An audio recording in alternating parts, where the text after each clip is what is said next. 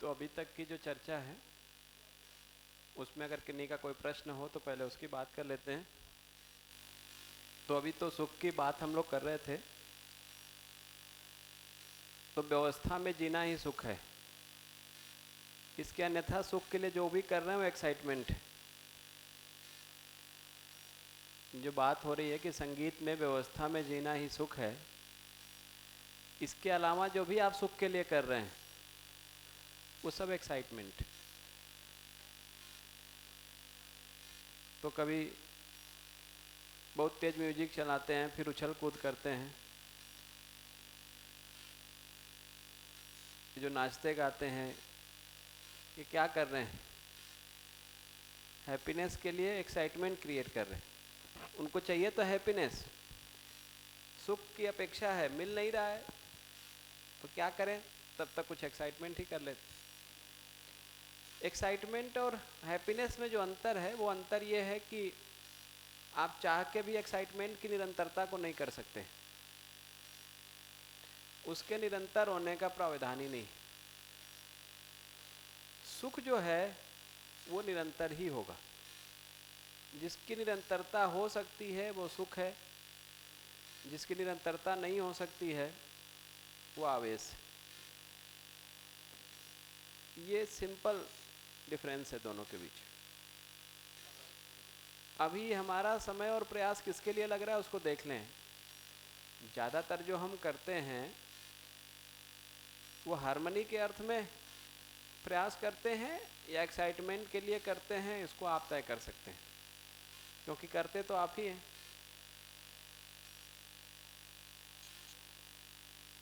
ज़्यादातर कौन सा करते हैं?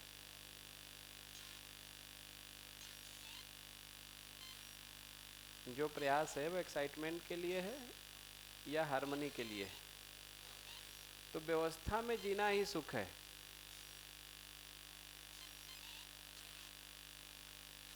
व्यवस्था में जीने के अर्थ में प्रयास कर रहे हैं तो सुख के लिए प्रयास है। अगर उसके अन्यथा कर रहे हैं तो सुख के लिए प्रयास नहीं, वो कुछ एक्साइटमेंट क्रिएट करने की बात है। ठीक हो गया? बताइए, और कोई प्रश्न है कि नहीं का?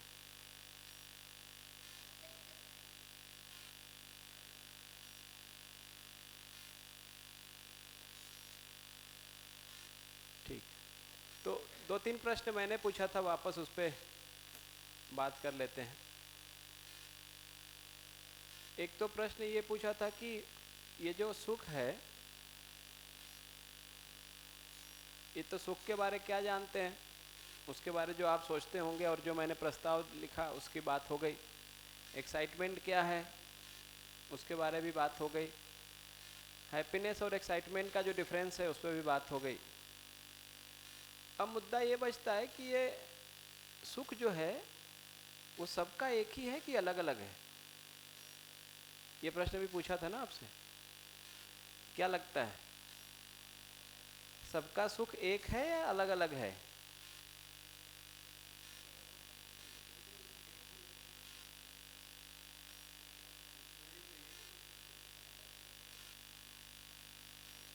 क्या निष्कर्ष?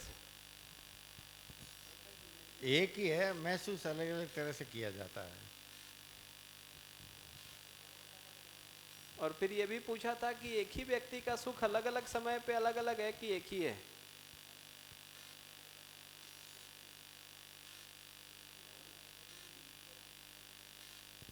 जनरली क्या सोचते हैं?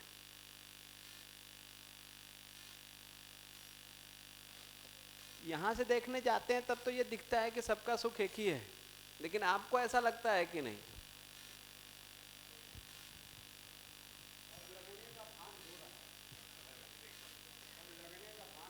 क्योंकि ज्यादातर तो यही लगता है लोगों को कि सबका सुख अलग अलग है,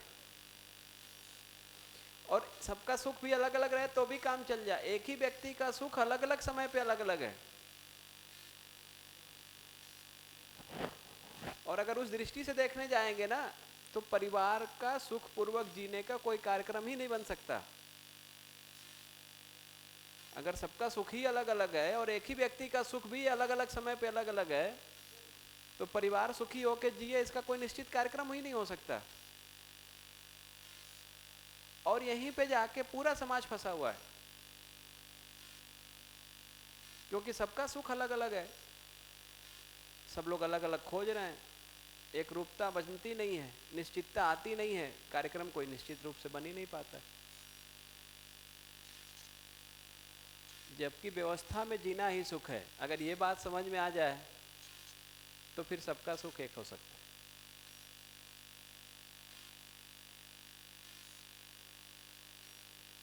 अन्यथा वो अलग अलग दिखता है। पत्नी को लगता है कि ज्वेलरी में सुख है, पति को लगता है कि इन्वेस्ट करने में सुख।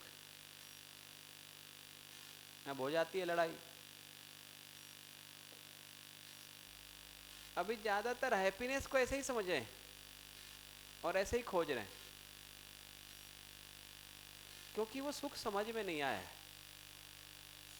घरों में कैसे सुख पाते हैं उसका एक उदाहरण मैं देता हूं। एक बार एक व्यक्ति किसी के घर में मेहमान हुए, तो उन्होंने ऐसे वो टहल रहे थे बालकनी में, तो उन्होंने देखा कि उनके मित्र को उनकी पत्नी ने जो है एक प्लेट खींच के मारा किचन से। तो ये भागे भागे आए, उन्होंने कहा कि भाई क्या हो गया, ये तो प्लेट से उधर से मारा भाभी जी ने। तो उन्होंने कहा तुम कोई चिंता नहीं करो, सब ठीक चल रहा है। तो उन्होंने कहा कि नहीं भाई, लेकिन मैंने देखा कि उधर से प्लेट आई है इधर। उन्होंने कहा कि ऐसी कोई बात नहीं है, प्लेट खींच के वो मारती है, अगर लग जाए तो वो सुखी हो जाती है, नहीं लगे तो मैं सुखी हो जाता हूँ। और इस तरह से हंसी खुशी से हम लोग रह रहे हैं घर में।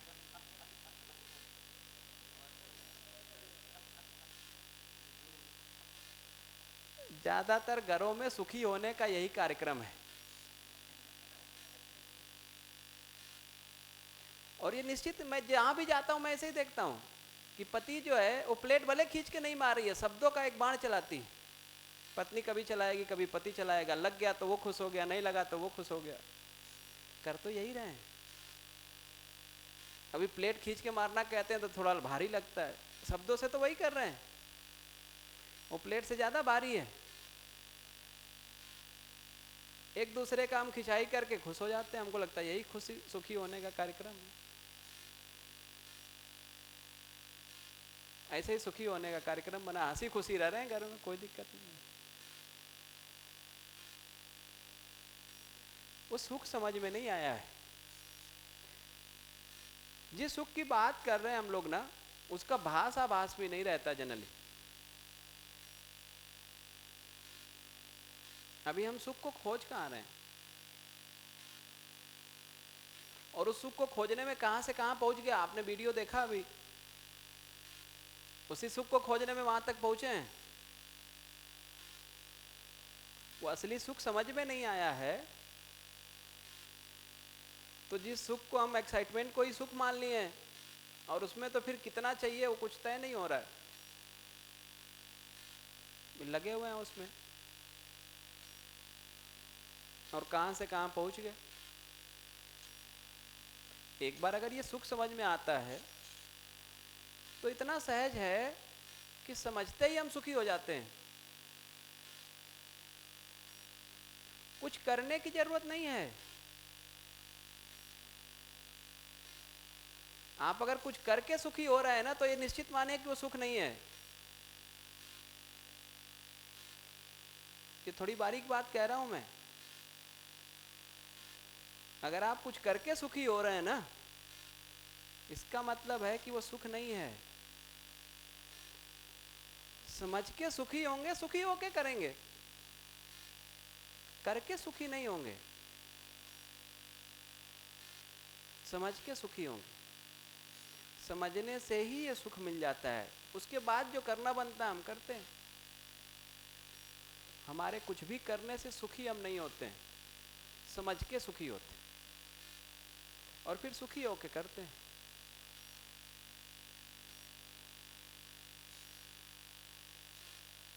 लेकिन अभी हमको लगता है कि हम कुछ करके सुखी हो जाएंगे, इसलिए हम कुछ करते रहते हैं,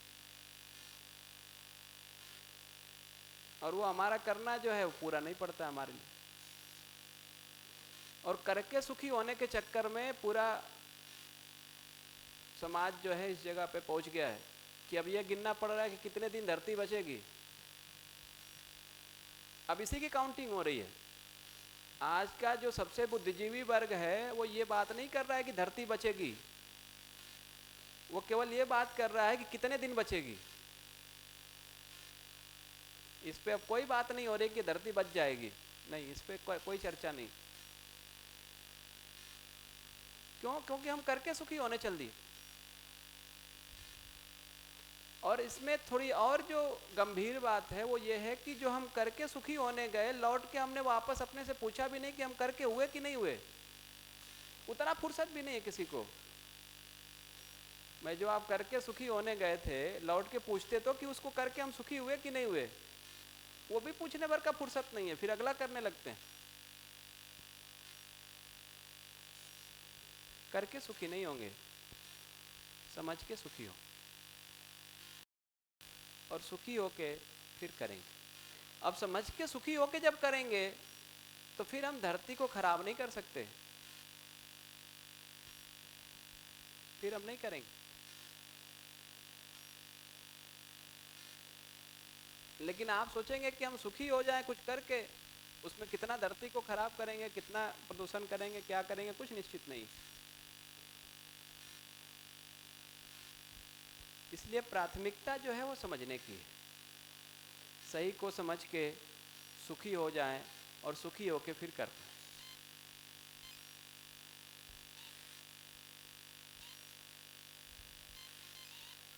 तो क्या समझना है?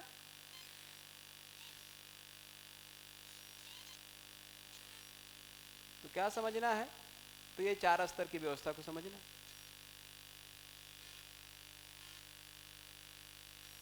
यही 4 स्तर की व्यवस्था है जिसको समझना है। यही समझने का पूरा कार्यक्रम। एक बार इसको समझ जाते हैं और समझ के सुखी हो जाते हैं, फिर सुखी होके जो करना बनता है करते हैं। तो करके सुखी होने के चक्कर में धरती खराब हो गई। सुखी होके करने जाएंगे तो धरती फिर से सज जाएगी। काम सिर्फ इतना है।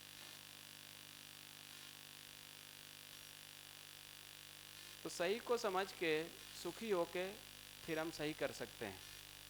सही को बिना समझे, सुखी हुए बिना हम करके सुखी होने जाते हैं तो बहुत कुछ ऐसा करते हैं जो मेरे लिए, परिवार के लिए, समाज के लिए, प्रकृति अस्तित्व के लिए ठीक नहीं है। इसलिए समझना मुख्य प्रायोरिटी है।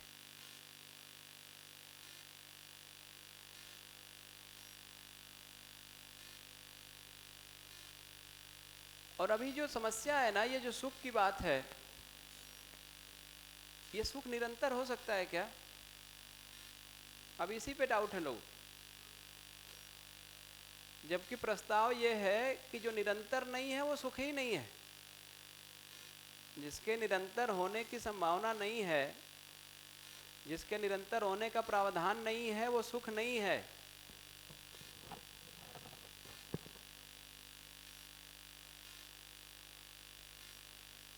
जो निरंतर हो सकता है वही सुख है। और ये निश्चित है कि अगर बाहर खोजेंगे तो सुख नहीं मिलेगा, क्योंकि सुख बाहर नहीं है, सुख अंदर है। हम बाहर खोजते रहते हैं और यही हमारी समस्या है। सुख बाहर है नहीं तो मिलेगा कैसे? बाहर है ही नहीं, सुख अंदर है। अपने में खोजेंगे मिल जाएगा, बाहर खोजेंगे नहीं मिलेगा। सही को समझ लेंगे सुखी हो जाएंगे। सहज स्वीकृति को देख पाएंगे, सहज स्वीकृति के अनुरूप जी पाएंगे, सुखी हो जाएंगे। सुखी होके फिर हम वही करते हैं जो हमको करना है, अन्यथा हम कर ही नहीं सकते। फिर बहुत इंटरेस्टिंग बात है कि ये जो कह रहे हैं ना कि ये जो सहज स्वीकृति है उसके अनुरूप जब हम जी पाते हैं, जैसा होना मुझे सहज स्वीकार है वैसा मैं जब हो पाता हूँ तो मैं आराम में होता हूँ, संगीत में होता हूँ, सुखी होता हूँ। और फिर उसको लिखते हैं कि स्वतंत्र होता हूँ। तो एक व्यक्ति थे, उन्होंने कहा कि भैया ये कैसी स्वतंत्रता है कि हमको ऑप्शन ही नहीं है कि इसके अलावा कुछ करें। देखिए, अभी स्वतंत्रता को जब हम समझने जाते हैं ना, तो मनमानी जैसा मानते हैं उसको। स्वतंत्रता का मतलब मनमानी है, मनमानी स्वतंत्रता नहीं है, स्कोप नहीं है उसमें। वो गणेश जी कई बार इस बात को कहते हैं कि जब तक नहीं समझे हैं ना, तब तक कुछ भी करने का स्कोप है आपके पास, कुछ भी कर सकते हैं जब तक आप नहीं समझें। जिस दिन समझ जाएंगे ना, फिर वो स्कोप खत्म हो जाता है, फिर आप कुछ भी नहीं कर सकते, फिर आप वही करेंगे जो सही है। और जो अच्छी बात है वो ये है कि वो स्कोप खत्म होने से हम दुखी नहीं होते हैं। उसमें जो अच्छी बात है ना वो ये है कि वो स्कोप जो खत्म हो गया कुछ भी नहीं करने का, एक ही निश्चित चीज हमको दिख रही है, उसमें हम दुखी नहीं होते हैं, उसमें हम सुखी होते हैं। तो समझ जाएंगे तो सुखी हो जाएंगे, और सुखी हो जाएंगे तो हमारा आचरण निश्चित हो जाएगा। फिर हम कुछ भी नहीं करेंगे, जो सही है, जो व्यवस्था के अर्थ में है, जो सहज स्वीकार्य है, उसी के अर्थ में फिर हम कुछ कर पाते, वही करते हैं, अन्यथा नहीं कर पाते, और उसकी आवश्यकता भी नहीं लगती है फिर। अभी तो हम सुखी नहीं हो पा रहे हैं, तो फिर यहाँ वहाँ जहाँ तहाँ हाथ पाँव मारते रहते हैं, कहीं से सुख मिल जाए, थोड़ा तो मिल जाए, आधा अधूरा ही मिल जाए, कुछ तो मिले, तो यहाँ वहाँ हाथ मारते रहते हैं और उसमें बहुत सारा नुकसान करते हैं। अपना भी करते हैं, परिवार का भी करते हैं, समाज का भी करते हैं, प्रकृति का तो कर ही रहे हैं। तो सुख अंदर है, सुख बाहर नहीं है। आप अगर बाहर कहीं खोज रहे हैं तो बंद कर दीजिए खोजना, नहीं मिलेगा, वो नहीं मिलेगा। हाँ जी भैया, आप कुछ कहना चाह रहे थे? जी भैया, ये समझ में आया कि आपने कहा, जो पूछा था एक्साइटमेंट, तो हम अपने चारों तरफ भी देखते हैं और मैं अपने खुद में भी देखता हूँ कि जब नए कपड़े लाते हैं तो वो सुख बहुत निरंतर नहीं रहता है। तो मुझे लगा कि वो भी एक्साइटमेंट है।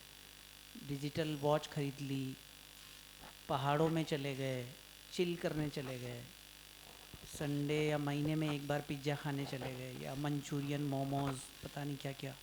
तो हम घर में तो नहीं बनाते खाते हैं, लेकिन बेटी चूँकि वो एक अलग एज की है, तो उसकी इच्छा से महीने में एक बार जाते हैं, तो उस दिन वो बहुत खुश रहती है। तो मुझे आज ये लगा कि वो भी एक एक्साइटमेंट है। एक दो चीज़ों पे और जैसे ध्यान गया, आजकल कैफ़ेटेरिया का बहुत ज़्यादा चलन है, शहरों में बहुत कैफ़े खुल रहे हैं। तो ख़ास तौर से जो यंग जनरेशन है वो एक्साइटमेंट या खुशी ढूंढने के चक्कर में रेगुलर कैफ़ेटेरिया जाती है, और कई सारे ट्यूशन के दौरान भी बंक मार के कैफ़ेटेरिया जाते हैं, कुछ लोग ट्यूशन के बाद जाते हैं। तो इस तरह का एक कल्चर डेवलप हो रहा है। तो मुझे लग रहा है कि ये सब भी एक्साइटमेंट है। एक्साइटमेंट का उल्टा भी कभी कभी होता है, जैसे कि आपने बहुत अच्छी बात बताई कि सबका सुख जब अलग अलग होगा तो जीने का कोई एक प्रोग्राम नहीं बन पाएगा। जैसे घर में ग्वार फली की सब्ज़ी बन गई तो बेटी को पसंद नहीं आएगी, या उड़द की दाल बन गई तो पत्नी को खुद को ही पसंद नहीं है, लेकिन वो मेरी इच्छा से बना रही है। तो जब भी हम इंद्रियों के आधार पर चीज़ों में हमारी रुचि भिन्नता होती है, तब हम सबका सुख मैच नहीं करता है। तो जैसे मुझे पंखा पसंद है, किसी को कूलर पसंद है, कोई लाइट में सोता है, कोई बिना लाइट के सो रहा है, कोई रात को देर तक पढ़ना चाह रहा है, हम कह रहे हैं कि नहीं समय से सो जाओ। तो सबका सुख अलग अलग है। हम कह रहे हैं कि बर्फ़ खाना ठीक बात नहीं, लेकिन बेटी को लग रहा है नहीं, बर्फ़ भी खाया जा सकता है। तो मुझे लग रहा है कि ये बहुत अच्छी से समझ बैठ पाई कि हमारा जब तक हमको सुख की क्लैरिटी नहीं होगी, तो हम जो अलग अलग चीज़ों में सुख मान के चल रहे हैं उसी में अगर जिएंगे तो बहुत कन्फ्लिक्ट रहेगा, जो कि मैं अपने घर में भी देखता हूँ। आपने कहा था कि सहज स्वीकृति, जैसे हम स्वयं को लेके ही कई बार स्वीकृति नहीं है हमारी। हम फ़ोटो खींचते हैं, सेल्फी लेते हैं, तो कम से कम 5-10 फ़ोटो खींचते हैं, फिर क्योंकि वो पहला फ़ोटो आता है, वो मान लिया आपका नेचुरल फ़ोटो है, वो आपको पसंद ही नहीं आ रहा, मतलब आप सेल्फ को ही स्वीकार नहीं कर पा रहे। जब बहुत सारे फ़िल्टर लगा के एकदम एक आर्टिफिशियल, एक बहुत स्मार्ट फ़ोटो आता है, उसको आप फिर स्टेटस पे लगाते हैं, और मुझे लगता है वो भी एक एक्साइटमेंट है। तो सोम भैया बताते हैं वो बात मुझे फिर से याद आई कि हम जैसे ही कोई चीज़ प्राप्त करते हैं, नए कपड़े, नए जूते, नई जगह पे जा रहे हैं, वाटर पार्क में जा रहे हैं, जैसे अभी तो ये लग रहा है कि गर्मी की छुट्टियों में जो वाटर पार्क नहीं जाएगा उसको अमरता प्राप्त नहीं होगी। तो वाटर पार्क जा रहे हैं तो उसके फ़ोटो लग रहे हैं स्टेटस पे, तो जैसे ही उनको एक्साइटमेंट, मतलब जिसको वो खुशी समझ रहे हैं, वो जैसे ही मिलती है उसको वो शेयर करते हैं। तो ऐसा लगता है सोम भैया की भाषा में कि बहुत सारा अभाव है सुख का, इसलिए जैसे ही मिलता है उसको हम शेयर करते हैं। तो इसका बैकग्राउंड में ये है कि हम सब लोग बहुत अभाव में जी रहे हैं, ये मैं समझ पाया। Thank you. जो पहले आपने बात किया उस पर अभी लौट के आते हैं, उस वो बात अभी होनी ही है। अभी वो बात मैंने पूरी नहीं की अपनी तरफ से। ये जो सुख का जो अलग अलग कार्यक्रम घर में है ना, उसका कारण क्या है और कहाँ पे फंसावट है और निकलेंगे कैसे, वो वाली बात अभी तो होनी है, तो उस पर बात करेंगे। ये तो निश्चित है कि सुख के नाम पे ज़्यादातर कार्यक्रम एक्साइटमेंट का चल रहा है ज़्यादातर जगह पे घरों में, और चूंकि उसी को सुख माने हैं इसलिए उसके अलावा ऑप्शन भी नहीं दिखता है। तो अब ये गर्मी की छुट्टी में कहीं घूमने जाना है, अब ये एक मतलब कल्चर सा होता जा रहा है कि जाना ही है, कहीं तो जाएंगे घूमेंगे। अब वो घूमने जाना में भी चॉइस की बात है कि कौन कहाँ जा रहा है घूमने। तो आप देखेंगे कि उसमें भी प्रायोरिटीज अलग अलग है। तो कोई मंदिर जाता है, अलग अलग मंदिर में जा रहे हैं लोग, कोई किसी धार्मिक स्थान पे जाता है, कोई किसी ऐतिहासिक स्थान पे जाता है, कोई ठंडी जगह पे जाता है, कोई विदेश जाता है। इस तरह के आप देखेंगे तो उसमें भी बहुत सारी वैरायटी है। और कोई 8 दिन के लिए भीलवाड़ा चला आता है, ये भी चॉइस है एक। ऐसे भी लोग हैं कि उनको छुट्टियों का कहाँ सदुपयोग कर रहे हैं, तो खोज रहे हैं कि कोई वर्कशॉप है। अभी कल सुनील जी कह रहे थे कि इस समय मेरी छुट्टियां थी तो मैंने बहुत दिन तक सर्च किया कि वर्कशॉप कहाँ हो रही है। तो एक वर्कशॉप हापुड़ में हो रही है, उसका टिकट नहीं मिल रहा था, तो फिर मैंने कहा कि कोई और तो होगी, देखते हैं। फिर यहाँ की मिल गई तो यहाँ आ गए। तो ऐसा भी खोज रहे हैं लोग। तो ये प्रायोरिटीज़ कहाँ से तय हो रही है ना, मतलब कौन व्यक्ति जिस जगह पे खड़ा है वहाँ से वो आगे देखता है, उसको उतना दिखता है, वो कैसे तय हो रहा है। क्योंकि ये सुखी होने का जो कार्यक्रम है, उस कार्यक्रम में जितना जिसको दिख रहा है उतना वो कर रहा है। तो किसी को लगता है कि अच्छा खाना खा के सुखी होंगे तो उसी में लगा हुआ है, किसी को लगता है अच्छा कपड़ा पहन के होंगे तो उसी में लगा हुआ है, किसी को लगता है कि गाड़ी अच्छी चाहिए तो उसमें लगा हुआ है। हर आदमी का कार्यक्रम ही अलग अलग है। और समस्या कब आती है कि परिवार में 4 लोग हों और सबका मैच नहीं कर रहा हो, ये रुचि अलग अलग है और मैच नहीं कर रहा हो। अब वहाँ पे लड़ाई शुरू होती है। मैच कर जाए तो चल जाता है, कोई दिक्कत नहीं है, मैच नहीं करे तब क्या करेंगे, तो वो फंसता है। तो वो फंसावट क्या है उस पर अभी लौट के बात करते हैं। लेकिन ये तो जरूर है कि सुख का अभाव तो है। उस सुख के अभाव में हम अलग अलग जगह पे खोज रहे हैं, अलग अलग ढंग से खोज रहे हैं, मिल रहा नहीं, क्योंकि ये बाहर मिलेगा नहीं। ये कुल्लू मनाली मसूरी में नहीं मिलेगा, ये तो निश्चित है। ये अंदर खोजेंगे तो मिलेगा सुख, बाहर तो नहीं मिलेगा। क्योंकि बाहर हो तो मिले, है नहीं, है अंदर, इसलिए अंदर ही मिलेगा। अब मुद्दा ये है कि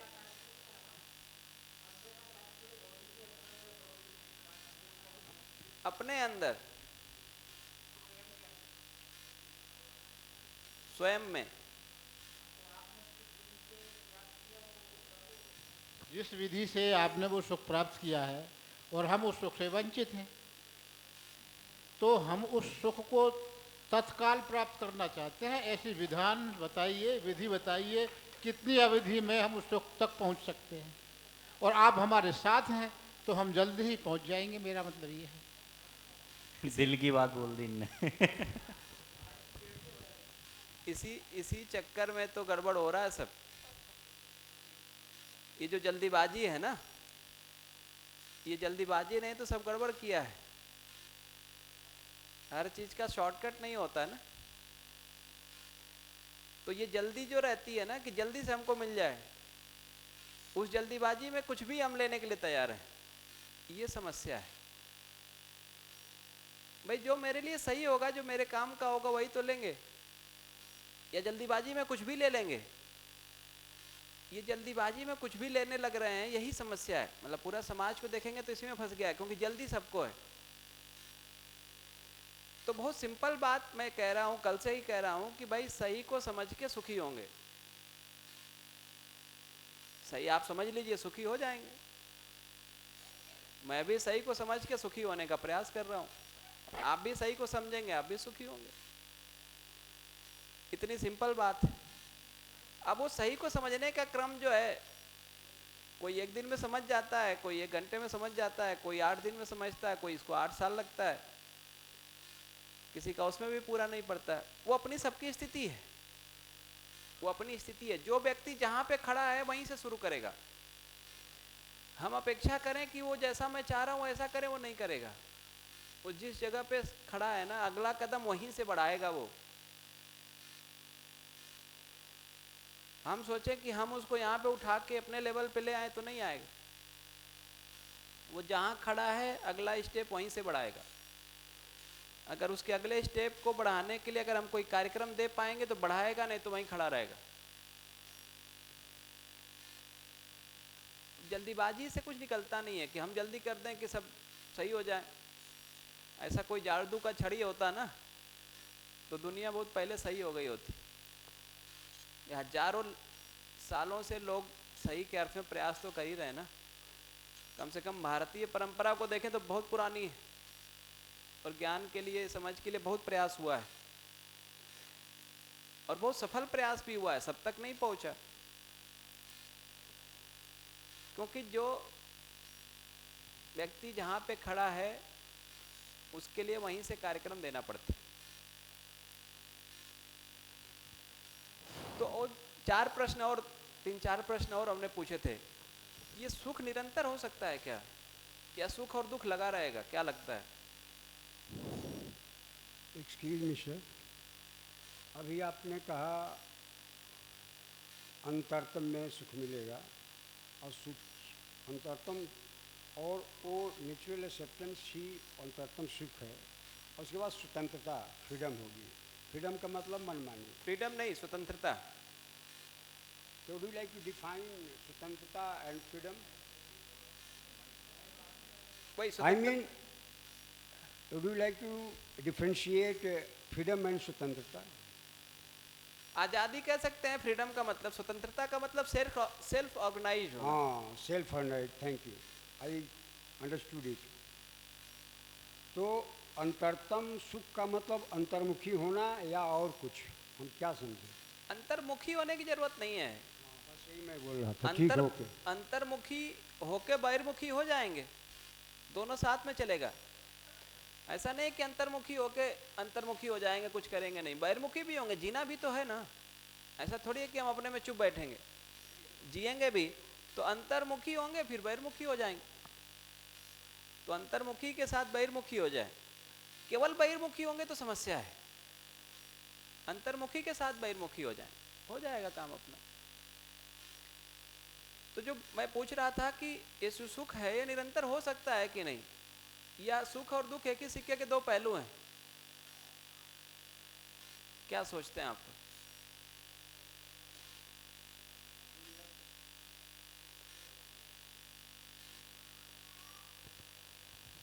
निरंतर सुख तो एक ही है, 2 पहलू नहीं हो सकते, जैसा मैं समझ रहा हूँ। हमारी समझ, जो हमारा नेचुरल एक्सेप्टेंस बोल रहा है, where there is the word nature, it means natural and it is one and it is forever. वही, लेकिन मान्यता क्या है कि सुख और दुख तो लगा रहेगा, एक एक सिक्के के 2 पहलू हैं। सर, ये सुख के मामले में क्लियरिटी होनी चाहिए। वास्तव में सुख क्या है? दुखों का अभाव सुख, या और कुछ है सुख? जब तक सुख के मामले में क्लियरिटी नहीं होगी तब तक रुचि नहीं होगी लोग बाग सुख को प्राप्त करने की। नहीं, रुचि तो है सबकी सुख प्राप्त करने की, क्योंकि हर आदमी सुखी तो होना चाहता है। अभी तक जो प्रायोरिटी पे है दुखों से निवृत्ति का है मामला। लोग बाग सुख तो मिले चाहे ना मिले, लेकिन दुखों से पिंड छूटना चाहिए, इस मामले में सोचते। ठीक है, देखिए दुख से समस्या है ना, सुखी होना हम चाहते हैं, दुखी होना हम नहीं चाहते हैं। तो अगर कार्यक्रम केवल इतना मिले कि दुख से हम निवृत्त हो जाएं तो उतना सोचते हैं। ये अगर ऑप्शन हमको मिल जाए कि सुखी भी हो सकते हैं तो उसका सोचने लगेंगे। ये चॉइस हमको पता तो हो कम से कम।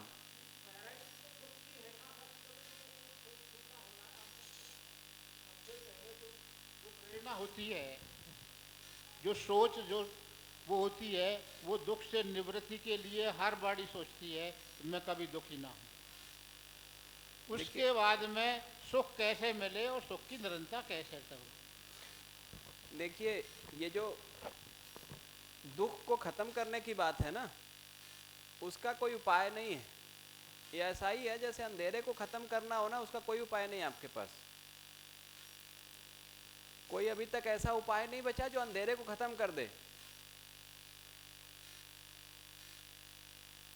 लेकिन प्रकाश कर देंगे तो अंधेरा खत्म हो जाएगा। अंधेरे को आप खत्म कैसे करेंगे? तो दुख को खत्म करना कोई उपाय नहीं है। सुखी हो जाना उपाय है, दुख खत्म हो जाएगा। तो कार्यक्रम तो सुख का है। अब करते क्या है कि वो जो दुख है ना उसको कम ज्यादा करते रहते हैं, इतना ही करते हैं। उसको थोड़ा कम कर लेते हैं, कभी कभी ज्यादा हो जाता है, कभी कम हो जाता है। क्योंकि सुखी होने का अगर कार्यक्रम नहीं है हमारे पास तो ऐसा ही चलेगा, कभी दुख ज्यादा होगा, कभी दुख कम होगा। दुख को खत्म कैसे करेंगे? सुख आएगा तो दुख खत्म हो जाएगा। दुख खत्म होके सुख नहीं होता है। अंधकार को खत्म करके आप प्रकाश नहीं कर सकते, कोई उपाय नहीं है। प्रयास करके आप देख लीजिए, अंधकार को खत्म करके आप प्रकाश करते हैं, ऐसा कोई उपाय नहीं है। हाँ ये जरूर है कि प्रकाश अगर आप कर दिए तो अंधकार खत्म हो गया। तो जब सार्थक प्रयास करते हैं तो कुछ निकलता है, अन्यथा प्रयास करते रहे निकलेगा कुछ नहीं। अगर सार्थक नहीं है, सही दिशा में नहीं है, तो फिर वो प्रयास हमारा सफल नहीं। इसलिए हम लोग जो बात करते हैं वो दुख के निवारण की बात नहीं करते हैं, सुख को हम कैसे सुखी हो पाएंगे उसकी बात करते हैं, क्योंकि हम सुखी होना चाहते हैं। हम लोग जब बात शुरू कर रहे हैं तो यहीं से शुरू कर रहे हैं, पूछते हैं कि आप सुखी होना चाहते हैं कि नहीं। हर आदमी चाहता है सुखी होना। अब अगर चाहते हैं सुखी होना तो कैसे सुखी होंगे, उसी के लिए सारा 8 दिन हम लोग चर्चा कर रहे हैं। क्योंकि मूल चाहना हमारी सुखी होने की है। वो सुख कैसे मिलेगा उसी की तो बात कर रहे हैं। लेकिन अभी जो मान्यता है ना कि सुख और दुख लगा रहेगा, ये एक बड़ी मान्यता है जिसने बहुत नुकसान किया है। कि सुख और दुख लगा रहेगा और एक ही सिक्के के दो पहलू हैं, ये एक बड़ी मान्यता है जो बहुत नुकसान करती है। दूसरी बात यह कि कई बार ये लगता है कि अगर दुख नहीं होगा तो सुख का पता चलेगा कि नहीं चलेगा, ऐसा भी सोचते हैं। क्या लगता है आप लोग? दुख नहीं होगा तो सुख का पता चलेगा क्या?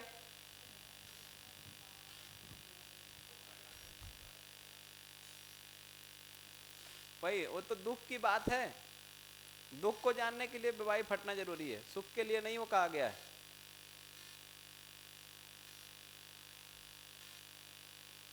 तो दुख नहीं होगा तो सुख का पता चलेगा कि नहीं, इसको देख लें। और उससे भी एक बात यह है कि अगर सुख ही सुख हो जाएगा तो कहीं ऐसा तो नहीं है कि हम उससे बोर हो जाएंगे। क्या लगता है? आ रहे हैं। केवल सुख ही सुख होगा तो बोर तो नहीं हो जाएंगे।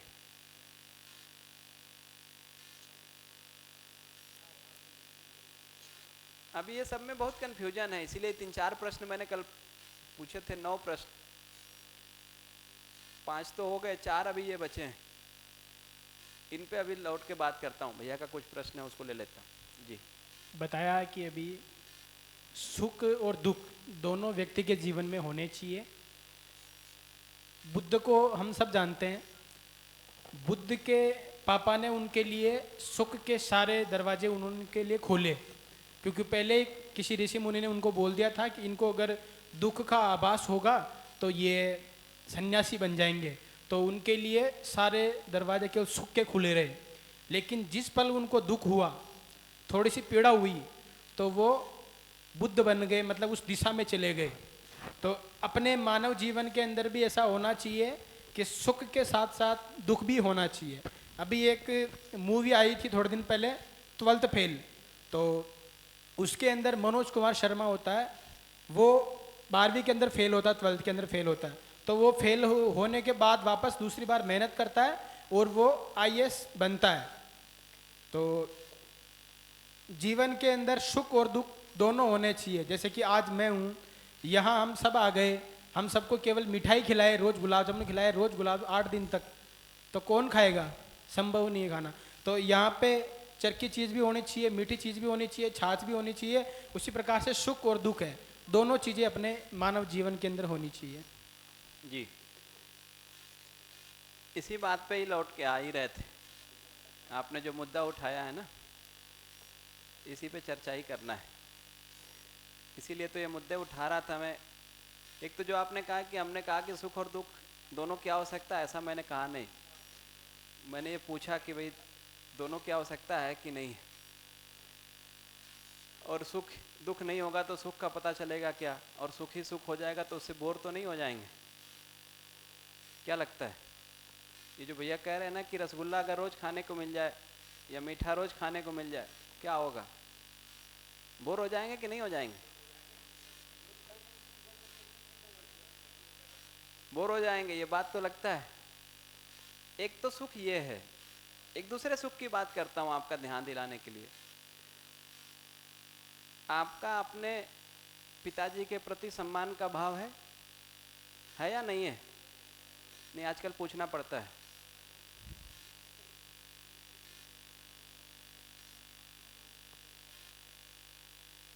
तो आपका आपके पिताजी के प्रति जो सम्मान का भाव है वो कई साल से है? 5, 10, 15, 20, 25, जो भी आपकी उम्र होगी, उस जब से आप होश संभाले होंगे तब से वो भाव होगा। कब आपको लगता है कि यार इसे बोर हो गए, निरंतर हो रहा है, ये बीच में थोड़ा अपमान करो नहीं तो सम्मान का मजा नहीं आ रहा है? क्योंकि उस सम्मान का सुख आपको मिलता है ना, पिताजी के प्रति जो आप में सम्मान का भाव है उसका सुख तो आपको मिलता है। आपको कब लगता है कि उसे बोर हो गए यार, अब ये ठीक नहीं है, थोड़ा अपमान बीच में कर लेते तब सम्मान का मजा आएगा? ऐसा कब लगा आपको? किसी को लगा है? हम बोर होंगे कि नहीं होंगे ये इस बात पे निर्भर करेगा कि हम सुख को खोज कहाँ रहे हैं। जहां पे सुख है ही नहीं, वहां पे अगर हम सुख को खोजेंगे तो सुख मिलेगा ही नहीं, फिर तो बोर होना निश्चित है। जहां पे सुख है वहां पे सुख खोजेंगे तो फिर सुख मिलेगा और उसे फिर हम बोर नहीं होंगे। इनफैक्ट जिससे हम बोर हो रहे हैं वो सुख है ही नहीं, जिससे हम बोर हो रहे हैं वो एक्साइटमेंट है, वो आवेश है, वो सुख नहीं है। लेकिन उसी को हमने सुख मानना हुआ है। तो सुख के स्रोत की थोड़ी बात कर लेते हैं कि सुख के स्रोत कौन कौन से हैं। सुविधा का सुख, एक सुख तो ये जनरली जिससे हम लोग का परिचय है वो यही सुख है। और बात तो तीसरे नंबर से ही शुरू करते हैं ना, एक नंबर से नहीं शुरू करते, तीसरे नंबर से शुरू करते हैं। जिससे आपका परिचय उससे शुरू करते हैं तो ज़्यादा समझ में आता है, ये काम की बात लगती है। तो एक तो सुख है जो सुविधा का सुख है।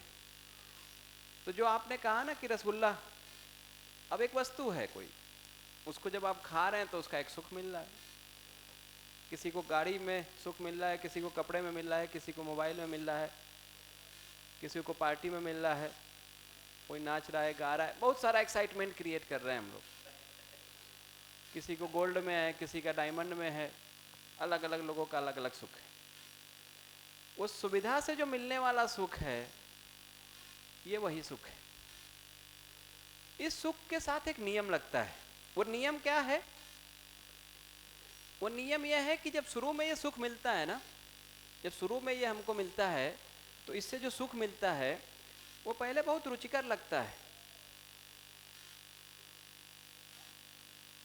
और बहुत आवश्यक भी लगता है, तो बहुत टेस्टी भी लगता है। तो आपको रसगुल्ला जैसे मिल जाए खाने के लिए, बहुत पसंद हो अगर आपको रसगुल्ला या गुलाब जामुन, और आपको भूख भी लगी हो और मिल जाए खाने के लिए तो बड़ा टेस्टी लगता है। तो टेस्टी भी है और नेसेसरी भी है, क्योंकि भूख भी लगी है तो खा लेते हैं, तो रुचिकर भी है और आवश्यक भी। लेकिन जब थोड़ा 2 4 5 रसगुल्ला आप खा लिए, अब क्या लगने लगता है? टेस्ट तो अभी आते रहता है, रुचि तो बनी रहती है उसमें, लेकिन अब लगने लगता है कि यार मीठा ज्यादा हो रहा है शरीर के लिए,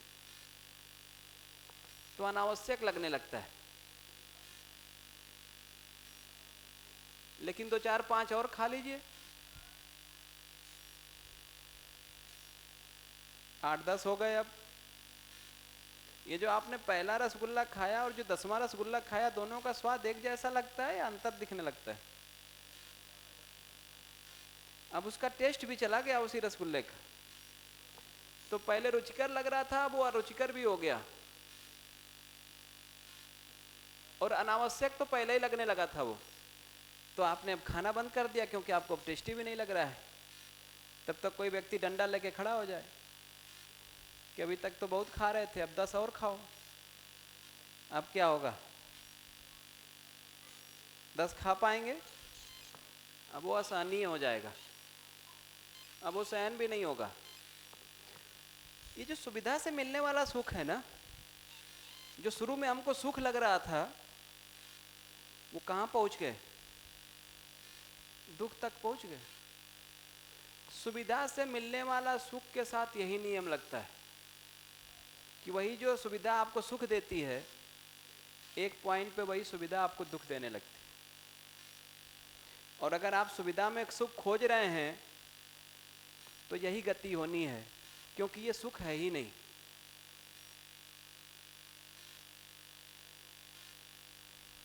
अगर सुविधा में सुख खोज रहे हैं ना, तो नहीं मिलेगा, ये निश्चित मानिए। और ये आज मैं नहीं कह रहा हूं, हमारे यहाँ तो कम से कम भारतीय परंपरा में तो हजारों साल पहले लोग कह के चले गए कि जो सुविधा से मिलने वाला सुख है, जिसके होने की निरंतरता नहीं है, उसे निरंतर सुख कैसे मिलेगा? ये जो रसगुल्ला 3 दिन में 2 दिन में खराब हो जाता है, उससे आप निरंतर सुख की अपेक्षा करें, और जो निरंतर नहीं है वो तो सुख नहीं है। तो अगर आप सुविधा में सुख खोज रहे हैं तो मिलेगा नहीं, नहीं मिलेगा, क्योंकि वो सुख नहीं है। उसको या तो हमारे यहाँ परंपरा में क्षणिक सुख कहते रहे हैं, या तो छोटा सुख कहते रहे। सुख नहीं कहा उसको, वो क्षणिक है, आवेश है, यह छोटा सुख है। और अगर हम सब लोग यहीं पे खोज रहे हैं तो नहीं मिलेगा, ये निश्चित मानिए। और फिर इससे हम बोर भी हो जाएंगे, और फिर अगर वही दुख नहीं होगा तो सुख का पता नहीं चलेगा। क्योंकि अगर मीठा मीठा आप खाते जाएंगे तो फिर मीठे का मजा नहीं आएगा, फिर आपको बीच में नमकीन, कुछ कड़वा, तीखा, सैला कुछ तो खाना पड़ेगा। और ये सारे नियम जो बताते हैं, एक ही सिक्के के 2 पहलू हैं, ये सारे नियम यहीं लगते हैं। लेकिन जिस बात को हमारे यहाँ परंपरा में लोगों ने हजारों साल पहले निष्कर्ष बना के चले गए, आज की परंपरा उसी में सुख खोजने में लगी हुई है। आज पूरी सभ्यता जो है ये सुविधा में सुख खोजने में लगे हुए हैं, और इसलिए धरती को तहस नहस कर दिया। अगर उसमें आप सुख खोजेंगे तो यही होगा। अब इसका जो अपोजिट उसमें चले जाते हैं कि भाई रसगुल्ले में सुख नहीं है, इसका क्या मतलब रसगुल्ला ना खाएं?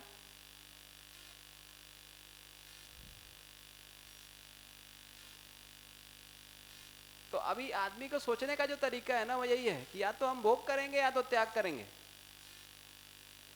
2 ऐसे साइकिल पूरा चलता है, या तो हम भोग में लगे रहते हैं, या फिर लगता है कि इससे कुछ हो नहीं रहा है तो कहाँ चले जाते हैं? त्याग में। तो भोग वाला त्याग में जा रहा है और त्याग वाला, ये साइकिल चल रही है ऐसी। तो ये बात अगर ध्यान में आती है कि सुविधा में सुख नहीं है, तो लोग एक्सट्रीम में चले जाते हैं, किसका मतलब उसको त्याग दो। त्यागना नहीं। रसगुल्ला में सुख नहीं है, इसका सिर्फ इतना मतलब है कि जब हम रसगुल्ला खाएंगे तो सुखी होने के लिए नहीं खाएंगे, रसगुल्ले की आवश्यकता शरीर के पोषण के अर्थ में जितना है उतना लेंगे, उससे सुखी होना अब हमारा कार्यक्रम नहीं है। उसके साथ आपको जितना लेना जरूरत है शरीर के लिए उतना लीजिए, कोई दिक्कत नहीं है। लेकिन अगर सुखी होने के लिए लेना शुरू करेंगे तो शरीर को भी खराब करेंगे और प्रकृति का शोषण तो हो ही रहा है। तो वो भोग से त्याग और त्याग से भोग में जाते हैं, जबकि बीच का एक रास्ता भी है। कौन सा है? सदुपयोग का। ये जब तक हम यहां से यहां नहीं आएंगे तब तक हम फंसे रहेंगे, अपना भी नुकसान करेंगे, पूरे प्रकृति का भी नुकसान करेंगे। तो जो सुविधा से मिलने वाला सुख है उसमें सुख नहीं है। इसका ये मतलब नहीं है कि सुविधा की जरूरत नहीं है। ये जो आप खाना खा रहे हैं उसमें सुख नहीं मिल रहा है, वो सुख नहीं है। इसका ये थोड़ी मतलब खाना नहीं खाएंगे। अब जब हम खाना खाएंगे तो इस बात को ध्यान में रख के खाएंगे कि ये खाना शरीर के पोषण के अर्थ में है, सुखी होने के लिए नहीं है। अब हम खाने का सदुपयोग कर पाएंगे और वही खाने का ठीक सदुपयोग होगा।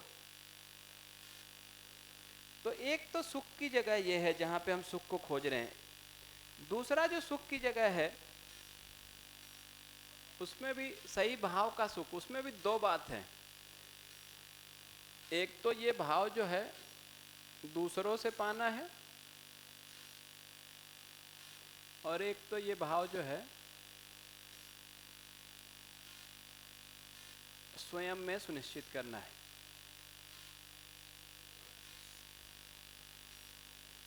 ये सही भाव का सुख है जिसके बारे अभी मैं बात कर रहा था। इसमें भी जो दो बात है कि एक तो जो मेरा पिताजी के प्रति सम्मान का भाव बना हुआ है वो किसमें है?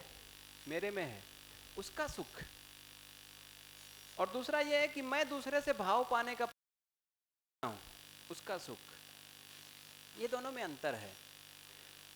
आप में जो अपने में भाव बना हुआ है उसकी निरंतरता हो सकती है, उसकी निश्चितता हो सकती है। दूसरों से पाने जाएंगे अगर, फिर तो दूसरे की मौज है, कब आपको सुखी करेगा कब दुखी करेगा। तो अगर दूसरों से भाव पाकर सुखी होने का प्रयास कर रहे हैं तो यह निश्चित मानिए कि यहां पे भी सुख नहीं मिलेगा, और यहां तो नहीं मिला।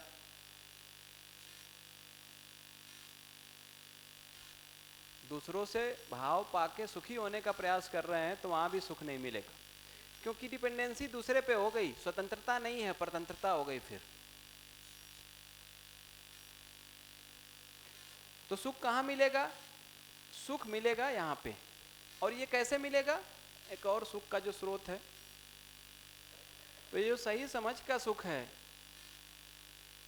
उस सही समझ के आधार पे, सही भाव, ये दोनों के आधार पे मुझे सुख मिलता है और इसकी निरंतरता हो सकती है। और यही असल में सुख है। अगर ये नीचे वाले में हम सुख को खोज रहे हैं तो ये निश्चित मानिए कि सुख नहीं मिलेगा। अगर ये ऊपर वाले में खोजेंगे इतने में तो सुख मिलेगा। अगर नीचे वाले में खोजेंगे तो सुख मिलेगा नहीं। लेकिन इस पूरी सभ्यता की समस्या यही है कि ये पूरी सभ्यता या तो सुविधा में सुख खोजने का प्रयास कर रही है, बहुत सारा सुविधा जुटा के उसको भोग के सुखी हो, या उसको त्याग करके, दान करके, उससे दूसरों से भाव पाके सुखी होने का प्रयास हो रहा है। ये दो ही तरह का प्रयास चल रहा है। सही समझ के सही भाव को सुनिश्चित करके सुखी होना है, इस पे ध्यान नहीं है आदमी। जबकि असल सुख यहीं पे है। सही समझने के आधार पे सही भाव अपने में सुनिश्चित होता ही है। ये जो सही समझने के आधार पे सही भाव अपने में बना, उसका सुख है, बाकी कहीं पे सुख है नहीं। इसीलिए कहते हैं कि सुख स्वभाव है, सुख प्रभाव नहीं है। अभी हम प्रभाव में सुख खोजते हैं, वो प्रभाव में सुख नहीं है, सुख स्वभाव है। ये तो प्रभाव है दोनों ना, ये सुख है ही नहीं। ये जो दूसरा हमको भाव दे दे, हमारा सम्मान कर दे, हमको नमस्ते कर ले, ये प्रभाव है। ये प्रभाव में सुख नहीं है,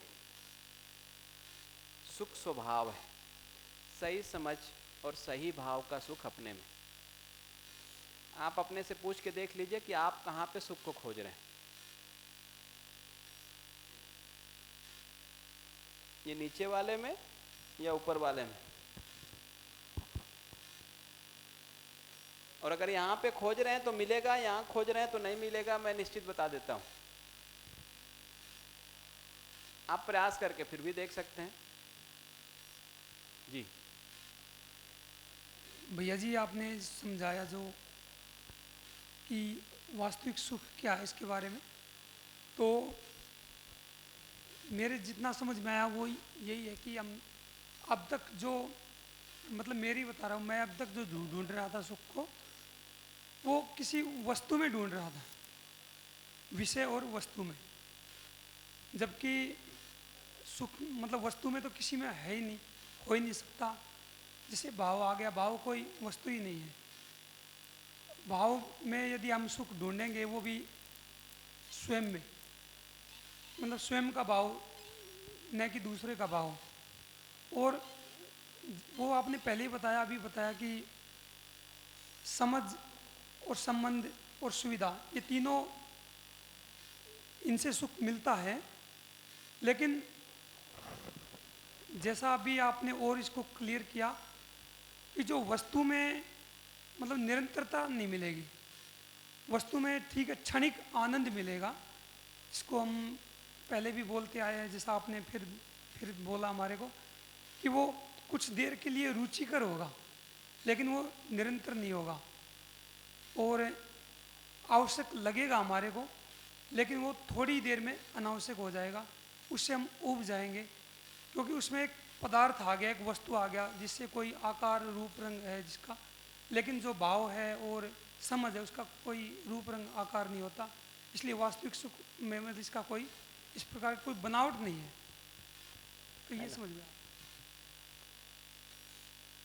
तो उसको देख लें कि कहाँ पे सुख है और हम कहाँ पे खोज रहे हैं, क्योंकि सुविधा में खोज रहे हैं तो नहीं मिलेगा, दूसरों से भाव पाने का प्रयास कर रहे हैं तो नहीं मिलेगा। सही समझ के सही भाव को अपने में सुनिश्चित करेंगे तो सुखी हो पाएंगे, नहीं तो नहीं। इसलिए ये प्रश्न आपसे है कि आप कहाँ पे खोज रहे हैं, इसको थोड़ा देख लें, क्या प्रयास चल रहा है उसको देख लें।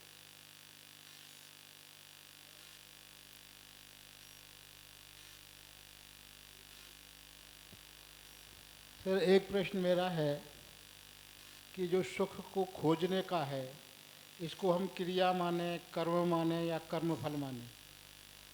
सुख का जो खोजना है, क्रिया माने इसको या कर्म माने या कर्म फल माने? मतलब क्या कर्म के द्वारा सुख की प्राप्ति होती है?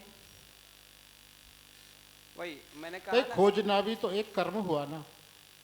खोजने का मतलब ये है कि हम सुखी तो यदि कर्म में सुख है, आप कह रहे हो कर्म में सुख है, तो कर्म की निरंतरता रहती नहीं है, तो उसके परिणाम में जो सुख मिलेगा उसमें सुख की निरंतरता कैसे रहेगी? वही तो, कर्म को आप किस रूप में देख रहे हैं, मुद्दा वो है। नहीं, खोजना क्या कर्म माने इसको या क्रिया माने या कर्म फल माने? वही कह रहे हैं कि जो भी आपको माना है, जो कर्म जब आप कह रहे हैं, नहीं, आप बताओ जो मानेंगे। हम तो पहले ही कह रहे हैं मानना कुछ नहीं है। मानना नहीं है तो जानना तो है ना। हाँ, तो आप कहोगे वो मानेंगे तभी तो हम जानने तक पहुंच पाएंगे। तो कर्म जो जो मानने का कोई महत्व नहीं है। वो ठीक बात है, लेकिन जब आप कर्म कह रहे हैं तो कर्म का आशय क्या है? भाई, खोजना ये क्रिया है या कर्म है, ये तो आप ही बताओगे, आप वक्ता हैं। वही तो क्रिया की बात कर रहे हैं। हाँ। तो जो समझने का काम है ना, हाँ। वो अपने में होगा, वो क्रिया रूप में होगा। तो अभी जब ये जो 4 स्तर की व्यवस्था की बात करेंगे, उसमें मानव की व्यवस्था की बात करेंगे, तो मानव के में शरीर और मैं की बात करेंगे, उसमें जो स्वयं की बात है उसके क्रियाओं के भी फिर बात करेंगे कि क्रिया रूप में कैसे घटित हो रही चीजें। तो वो क्रिया है, कर्म नहीं है। तो समझना एक क्रिया है, वो समझने का काम मेरे में होगा, उसके आधार पे हम सुखी हो जाएंगे। ठीक हो गया? चलो ठीक है, आने दो, उस स्तर तक आने दो अभी। और जी ठीक है। जी भैया, मैं कह रहा था कि जैसे जीन विद्या के बाद मेरा ध्यान गया, गजब, पूरी जिंदगी मैंने खूब पढ़ाई करी, इधर उधर दौड़ भाग, सब देश विदेश सब कर लिया, तो कभी ध्यान ही नहीं गया, क्योंकि कभी ये आया नहीं टीवी एक बार में स्कूल कॉलेज की पढ़ाई में आया नहीं कि पूरी दुनिया की मानव जाति यही फंसी हुई है कि बाहर से सम्मान मिल जाए, और यह इंद्रियों से सुख मिल जावे, कुछ अच्छा दिखने को मिल जावे, आंखों को सुख मिल जावे। तो इसलिए बॉलीवुड को आ जाए तो अखबार में ऐड देने की जरूरत नहीं है, पूरा ट्रैफिक जाम हो जाएगा शहर में, है ना। कुछ अच्छा किसी को सुनने को मिल जाए, कुछ अच्छा भाषण ही मिल जाए मोदी जी का, अच्छा कोई गाना मिल जाए, अच्छा कुछ खाने को मिल जाए, या तो ये जो आपने बताया सुविधा सुख, इसमें फंसी हुई है पूरी दुनिया में। जो मैंने एक मैसेज में डाला भी था कि जो ज़मीन पे प्लेन पे रह रहे हैं वो पहाड़ पे घूमने जा रहे हैं। अभी मैं कईयों को फ़ोन किया दोस्तों को भी आना इसमें यार, मैंने जान के समर वेकेशन में आयोजित करी, जिससे बाकी समय करते तो आप कहते हो यार टाइम ही नहीं है यार, बच्चों को पढ़ाई चल रही है, अभी नहीं आ सकते यार, स्कूल कॉलेज चल रहे कैसे आएंगे। अब इस समय किया तो पता पड़ा कोई तो पहाड़ पे गया हुआ मसूरी, कोई कोडाईकनाल गया हुआ है, पहाड़ वाले नीचे आए हुए हैं घूमने, अमृतसर, दिल्ली, उदयपुर। जो गंजे हैं वो विग लगा रहे हैं, जिनके बाल पूरे हैं, आजकल के युवा टेढ़े मेढ़े कटवा रहे हैं, जिनके बाल सफ़ेद हैं वो काले कर रहे हैं, डाई कर रहे हैं। मेरी पत्नी के काले हैं, इसने ब्राउन कर दिए ब्लीच करके, अभी ठीक हो गए, अभी भी थोड़े से बचे हैं, है ना। जो नौकरी में वो कहते हैं व्यापार ठीक है यार, उसमें कमाई ज़्यादा है, व्यापार कर नहीं, नौकरी ठीक, 5 बजे झंझट खत्म यार, आग लगी कुछ लपने तो तनख्वाह आ गई। घर में होते हैं थक गए, बाहर खाना खाने चलेंगे, बाहर गए तो बोले यार वो होटल में चलेंगे जहाँ घर जैसा खाना मिलता हो। मतलब जो जहाँ है वहाँ संतुष्ट नहीं है। अगर सुविधा से सुख के लिए दौड़ेंगे तो कुछ भी आ जाए जिंदगी में, सुख तो आएगा नहीं, छटपटाहट बनी रहेगी। तो बदलना पड़ेगा, कपड़े बदलने पड़ेंगे, खाना बदलना पड़ेगा, रेस्टोरेंट बदलना पड़ेगा। कई लोग 20-40 किलोमीटर दूर खाने चले जाते हैं, और हम लोग बड़े गजब समय इनके पास, 40 किलोमीटर तो खाली खाने चले गए, वहाँ ढाबा का खाना अच्छा है, 350 रुपये चलेगा। तो ऐसे में एक तो ये हो गया। दूसरा जो बड़ी बात इससे बड़ी है, समाज में, जाति समाज में, किसी भी तरह के समाज में, सामाजिक संगठनों में, धार्मिक संगठनों में, राजनीतिक संगठनों में, हर आदमी पद चाह रहा है। क्यों? पद होता है तो कोई कहता क्या करते हो, मैं यार वहाँ प्रांत प्रमुख हूँ तो सम्मान मिलेगा। तो बाहर से सम्मान पाने के चक्कर में जा रहे सारे समाजों में हालत है, जिसका पैसा है वही पद पे बैठ सकता है, पैसा नहीं है तो सदस्य बन सकते हो, अध्यक्ष सचिव नहीं बन सकते आप। पैसे वाले पास टाइम नहीं है, उसी फैक्ट्री चल रही है। वो कह रहा था देखो ऐसा हर कार्यक्रम मंच में मैं होना चाहिए, और माला मेरे पास होनी चाहिए, है ना, और लेटर पैड पे मेरा नाम चलना चाहिए, व्हाट्सएप पे तो चलना ही चाहिए, फोटो कभी कभी अखबार में भी आना चाहिए। उसको ये लेना देना ही नहीं है कि समाज का अध्यक्ष को बनाया गया है तो उसकी समाज की समस्याएं क्या है। अभी तो समस्याओं का होश नहीं है, समाधान तो बहुत दूर की बात है। को समस्या पे काम नहीं करना है, बिना पैसा लगे या कम से कम पैसे में कैसे नाम चमका रहे, लोग पहचानते रहें।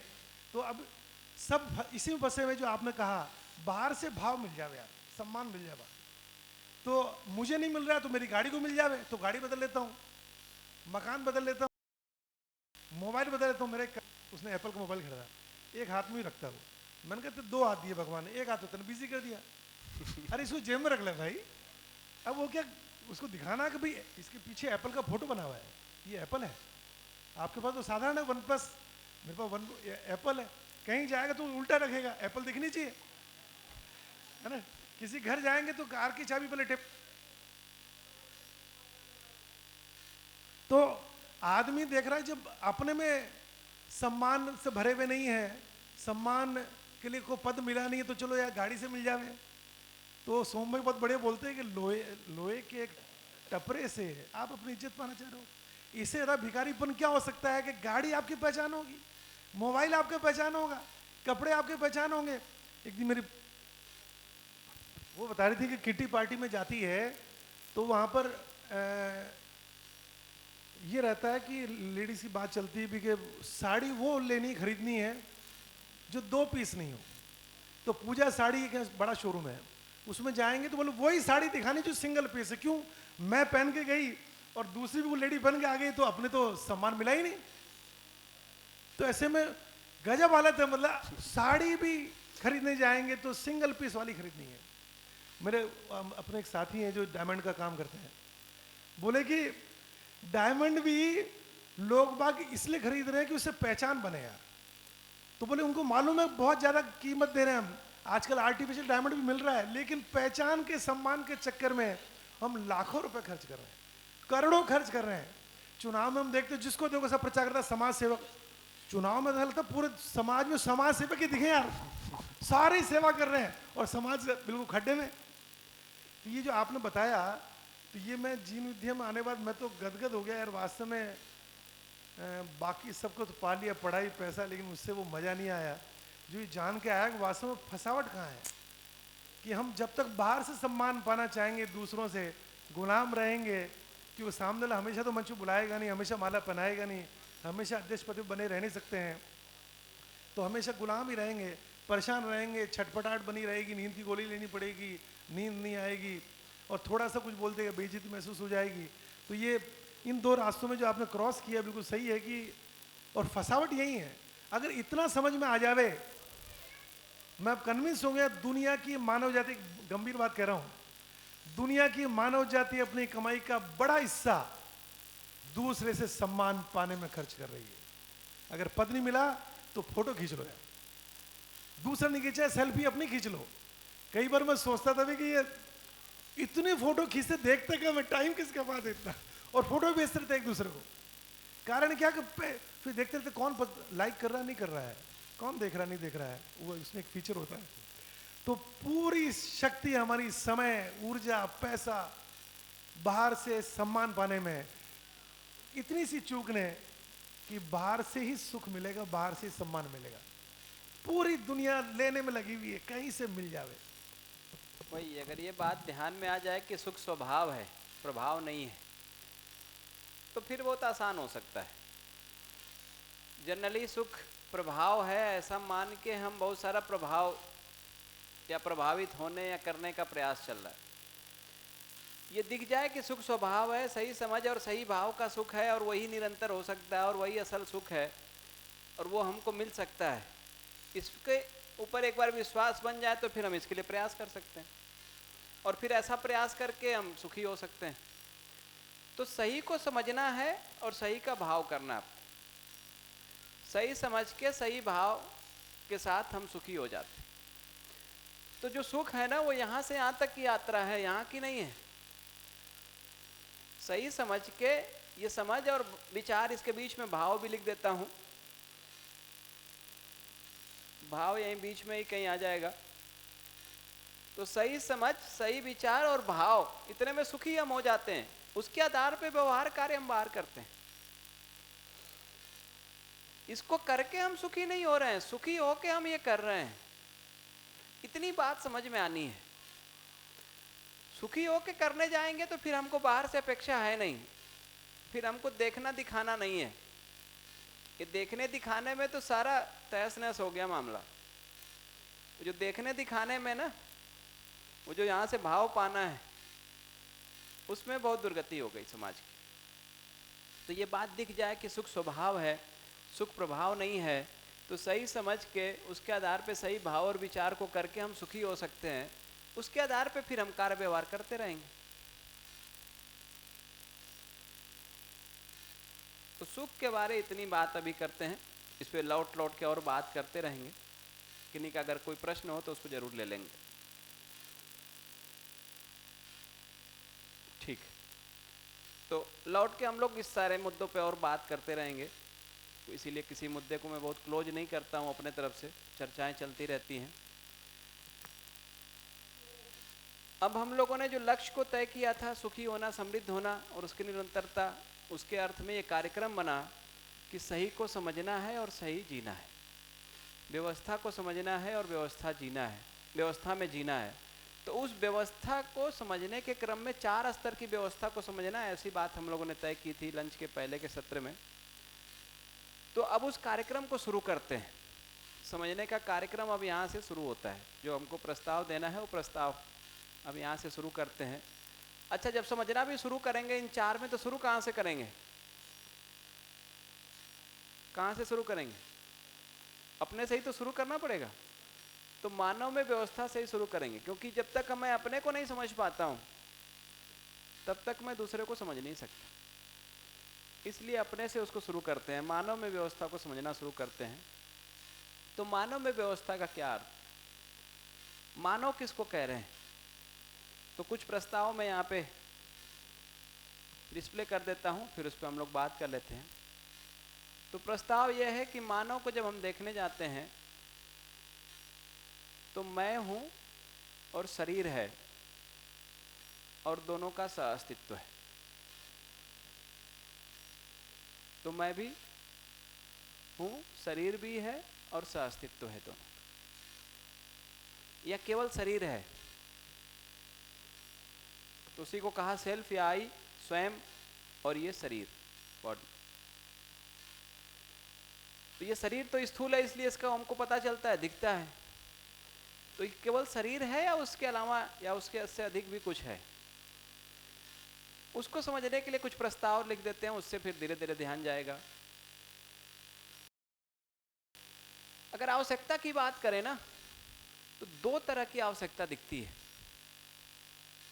एक आवश्यकता जो है वो सुख के रूप में है, उसका एक उदाहरण लिखा जैसे सम्मान। और एक आवश्यकता सुविधा के रूप में है, उसका एक उदाहरण लिखा जैसे भोजन। ये दो तरह की आवश्यकता आपको दिखती है या नहीं है? मानव के रूप में जीते हुए ये दो तरह की आवश्यकता आपको लगती है या नहीं लगती है? ये दोनों तरह की आवश्यकता है या कोई एक है?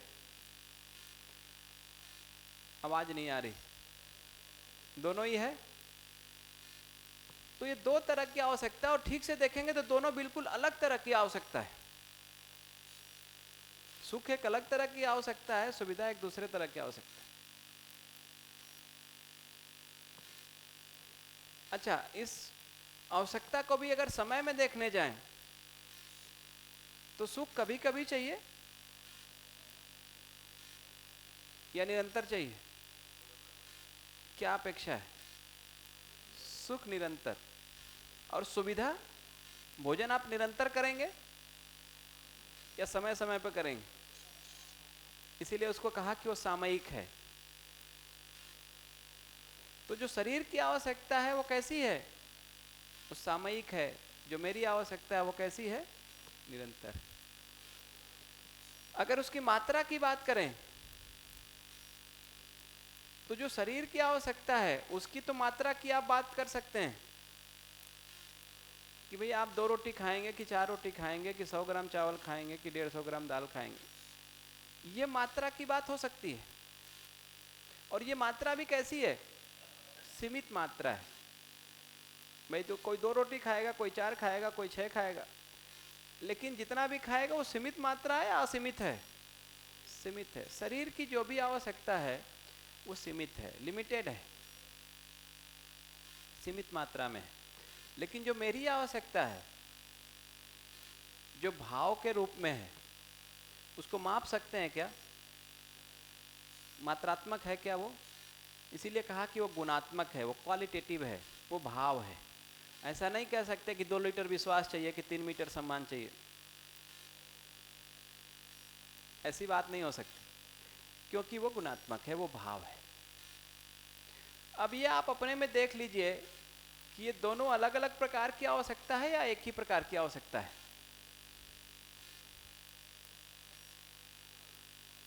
दोनों महत्वपूर्ण है या दोनों में से किसी को छोड़ सकते हैं? क्या लगता है?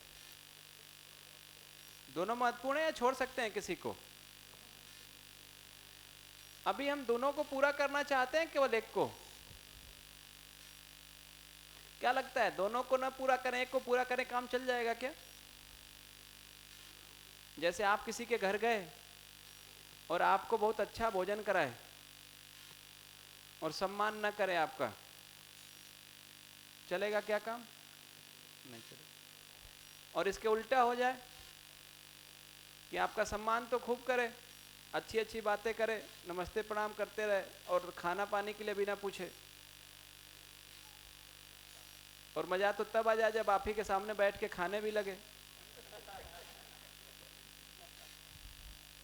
चलेगा कि नहीं चलेगा? तो दोनों ही आवश्यकता है, शरीर की भी आवश्यकता है और मेरी भी आवश्यकता है, और दोनों को पूरा करना। दोनों में से किसी को छोड़ नहीं सकते। और दोनों को पूरा करने जाएंगे तो दोनों को पूरा करने का निश्चित कार्यक्रम है।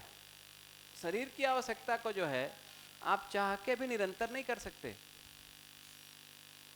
तो आप किसी के घर गए और बहुत सम्मान पूर्वक आपको भोजन कराना शुरू करे, आपका पेट भर जाए उसके बाद फिर कुछ लेके आ जाए, कह रहे आप तो कुछ खा ही नहीं रहे, थोड़ा तो लीजिए। आपने उनके सम्मान में थोड़ा ले लिया, तो किसी तरह से हिल डुल के उसको खा भी लिया, तब तक कुछ और लेके आ गया, अरे अभी तो मिठाई खाई नहीं आपने, और अभी तो आइसक्रीम बची हुई है, और खीर तो मैंने केवल आप ही के लिए बनाई थी। ये बहुत सम्मान पूर्वक भी अगर निरंतर करने का प्रयास करे, उसकी निरंतरता की जा सकती है क्या? नहीं कर सकते। तो इसकी चाह के भी निरंतरता नहीं कर सकते, और इसकी निरंतरता ब्रेक होती है तो हम परेशान होते हैं।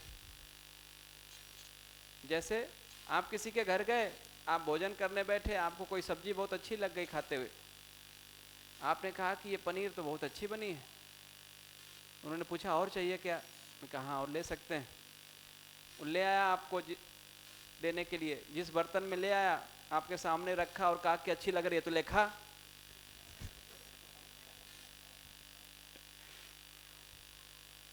क्या लगता है सब्जी का स्वाद वैसा ही रहेगा कि बदल जाएगा?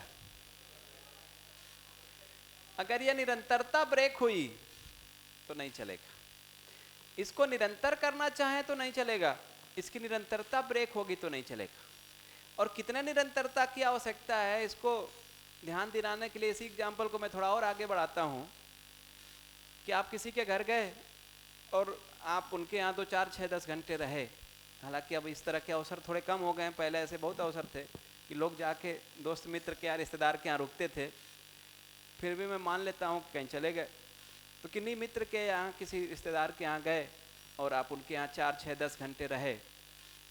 उस पूरे समय उन्होंने आपको खाने पीने का भी बहुत सारा ध्यान रखा, आपके सम्मान का, आपके सुख का भी बहुत सारा ध्यान रखा, आपसे अच्छी अच्छी बातें भी की, आपको समय भी दिया और सब ठीक रहा। फिर जब आप जाने लगे तो आपको रिटर्न गिफ्ट भी दिया, फिर गेट तक छोड़ने भी आया। गेट से जब छोड़ने आया तो एक बार आपसे पूछ भी लिया कि सब ठीक तो रहा। आपने भी खूब तारीफ कर दी कि अरे नहीं बहुत ही बढ़िया, इतना कौन करता है भाई, आज के दिन तो आपने तो बहुत सेवा की, और आपने भी खूब तारीफ कर दी। वो जाते हुए केवल आपसे एक लाइन कहे कि देखो तुम्हारे घर में तो ऐसा खाना मिलता नहीं होगा, तुमको जब भी लगे आना मैं तुमको ऐसे ही खिलाऊंगा। क्या लगता है चलेगा? ये जो 10 घंटे में किया गया ना, 10 सेकेंड की एक लाइन ने सारा हिसाब बराबर कर दिया। इतने निरंतरता की आवश्यकता है कि जो 10 घंटे में किया गया, जो 10 दिन में, जो 10 सप्ताह में, 10 महीने में, 10 साल में, कई बार 10 सेकेंड की एक लाइन वो सब पे भारी पड़ जाती। इतने निरंतरता की अपेक्षा है हमको एक दूसरे से। हम परिवार में जीते हुए इतना ध्यान दे के जी रहे हैं क्या? कर क्या रहे हैं? हमको तो अपेक्षा दूसरे से है, तो फिर दूसरे को भी तो मेरे से यही अपेक्षा होगी, इसी निरंतरता की अपेक्षा होगी। हम कितना ध्यान दे रहे हैं उस निरंतरता का? हम नहीं देते हैं उस निरंतरता का। क्यों? क्योंकि हमको अपने बारे भी नहीं पता है और दूसरे के बारे भी नहीं पता है। हम अपने को भी शरीर मान के जी रहे हैं और दूसरे को भी शरीर मान के जी रहे हैं। अपने पे कोई ध्यान ही नहीं है और दूसरे पे भी कोई ध्यान नहीं है। अधिक से अधिक हम शरीर के बारे सोचते हैं, उससे अधिक का सोचते ही नहीं।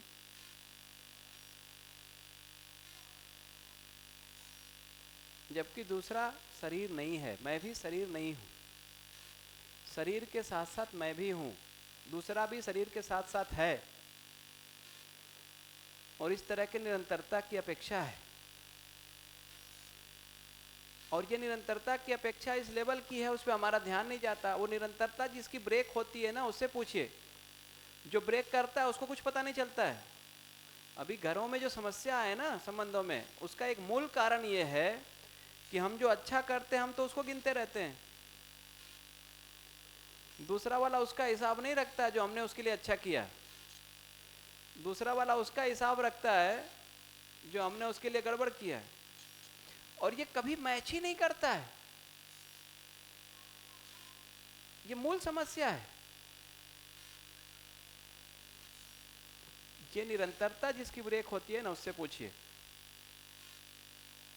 वो एक घटना सुनाते हैं, कोई भैया हैं एक, उनके एक मित्र उनसे मिलने आए, तो आए तो अपनी बेटी को भी साथ ले आए। तो ऐसे जब बैठे थे, बातचीत हो रही थी, तो भैया ने पूछ लिया उनसे, बच्ची छोटी बच्ची थी, 4-5 साल की, 6 साल की होगी, ऐसे कुछ एज होगी, कि अच्छा ये बताओ कि पापा तुमको प्यार करते हैं कि नहीं। अच्छा, वो प्रश्न तो बच्ची से पूछा, बच्ची शांत हो गई। अच्छा, बच्ची तो शांत हो गई, पसीने पापा को आने लगे कि ये बोल क्यों नहीं रही है। थोड़े देर में उनको रहा नहीं गया, तो उन्होंने कहा भी, कह रहे तुम बोलती क्यों नहीं, अंकल तुमसे कुछ पूछ रहे हैं। तो उसने कहा कि आप मुझे प्यार करते तो डांटते और मारते क्यों। अब तो ये पापा के पैर के नीचे से जमीन ही खसक गई, क्योंकि उनको लगता है कि दुनिया में अगर सबसे अधिक प्यार किसी से करते हैं तो वही बेटी है वो, और ये ऐसा क्यों बोल रही है। तो उन्होंने कहा भी कि तुम ऐसा क्यों बोल रही है कि मैं डांटता मारता हूँ, मैं डांटता तो जरूर कभी कभी तुमको, मारा तो कभी नहीं आज तक। तो उसने कहा कि नहीं, 1 साल पहले दिवाली वाले रात आपने मुझे एक थप्पड़ मारा था। अब देखिए क्या हो रहा है कि हम तो मार के भूल गए, हमको ध्यान भी नहीं कि हमने मारा है, लेकिन जिसकी वो निरंतरता ब्रेक हुई है उसके लिए वो बड़ी घटना है, क्योंकि वो निरंतरता ब्रेक हो गई। वो तब तक, जब तक आपने मारा नहीं था, तब तक बच्ची का ये निष्कर्ष था कि पापा मारते नहीं है। उसका इतना बड़ा निष्कर्ष बदला है। मेरे लिए वो छोटी बात हो सकती है, उसके लिए वो छोटी बात नहीं है। और ये निरंतरता हम रोज ब्रेक करते रहते, क्योंकि हमको अपने पे ध्यान है ही नहीं। सारा ध्यान जो है अपने शरीर पे है और दूसरे के शरीर पे है, उसी के लिए लगा हुआ है सारा कार्यक्रम, उसी में सारा फोकस है। इस पे ध्यान चला जाए कि मैं भी हूँ और शरीर भी है और दोनों का सहअस्तित्व है और दोनों के बीच में सूचना का आदान प्रदान हो रहा है, तब मानव के रूप में हम जी पा रहे हैं। ये बात अगर अपने को ध्यान में आ जाए तो शरीर के लिए जो आवश्यकता है उसको भी, और मेरी जो आवश्यकता है उसको भी, दोनों के लिए प्रयास करें। अगर इन दोनों में प्रियरिटी की बात करें, वरीयता की बात करें, कौन सा वरीयता पे होगा? हायर प्रियरिटी पे किसको रखेंगे, शरीर होगा कि मैं होऊंगा? अभी ज्यादातर शरीर प्रियरिटी पे रहता है। आपको बहुत तेज भी भूख लगी हो तो भी 5 मिनट आगे पीछे आपको खाना मिल जाए, शायद से उतना फर्क नहीं पड़ेगा जितना 1 सेकेंड अपमान, 2 सेकेंड का अपमान हो जाए और उसके बाद सम्मान मिलते रहे। किसमें ज्यादा फर्क पड़ता है आपको? ये 5-10 मिनट खाना आगे पीछे मिले ना, बहुत फर्क नहीं पड़ता है, लेकिन 5 सेकेंड का अगर सम्मान, अपमान हो जाए ना, बहुत फर्क पड़ता है। लेकिन हमारे प्रियरिटी पे ये आता ही नहीं है, सारा इस पे है प्रियरिटी। मैं इसको कई बार, एक दिन किसी से चर्चा हो रही थी तो मुझे ध्यान आया, और ये बहुत हर घर में हर जगह दिख जाएगा आपको। अभी सुनील भैया भी कह रहे थे कि कई लोगों से कहा कि भाई वर्कशॉप में आ जाओ, नहीं आए लोग। मैं इसको ऐसे कहता हूँ लोगों से कि अभी अगर कोई व्यक्ति बीमार पड़ जाए, कौन बीमार पड़ गया?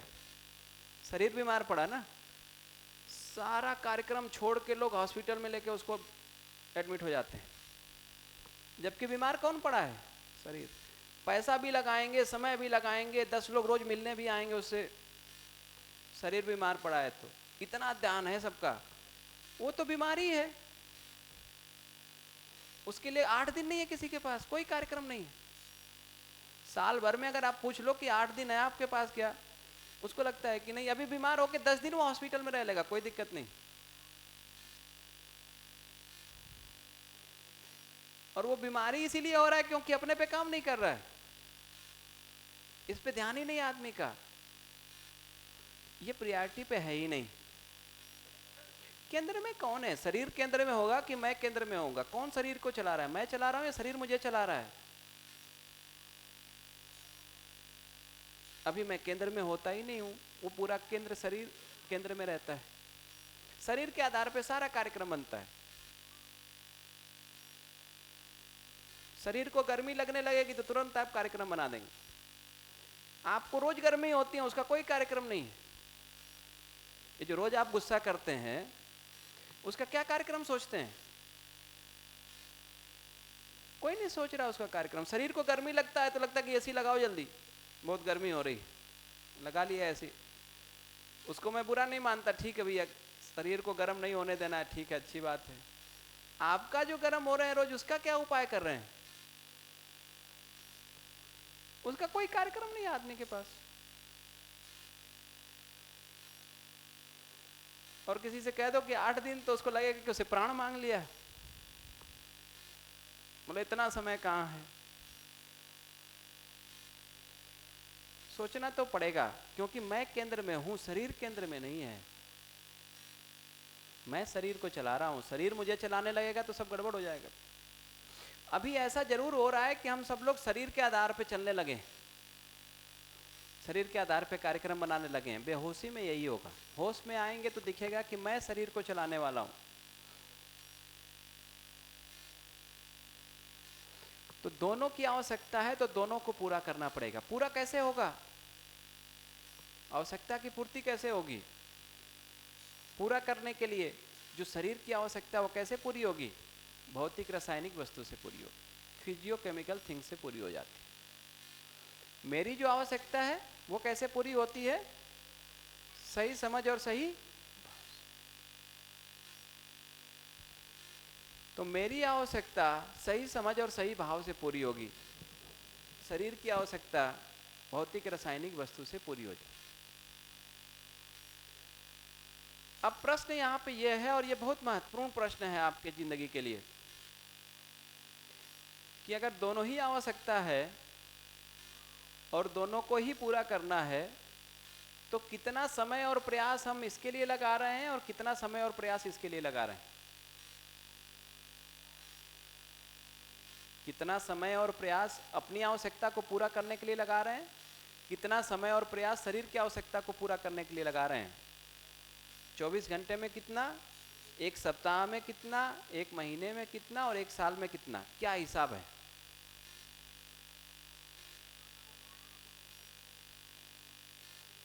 क्या हिसाब किताब है?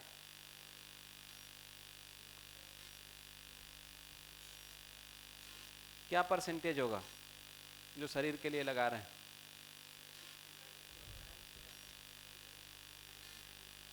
99%। 1% तो सम्मान बचाने के लिए आप कह रहे हैं, लगाते तो 1% भी नहीं है।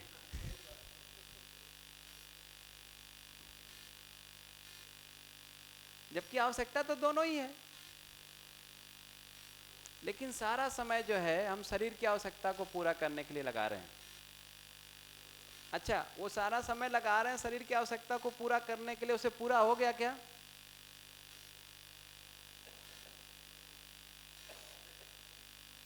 आप 100% से अधिक भी लगा देंगे ना, तो भी वो पूरा नहीं होना है। क्योंकि यहां पे जो लगाना, अगर वो आपने नहीं लगाया तो ये पूरा हो ही नहीं सकता। ये सही समझ और सही भाव वाला काम अगर नहीं हुआ तो आपके शरीर की आवश्यकता पूरी हो जाए ऐसा कोई प्रावधान नहीं।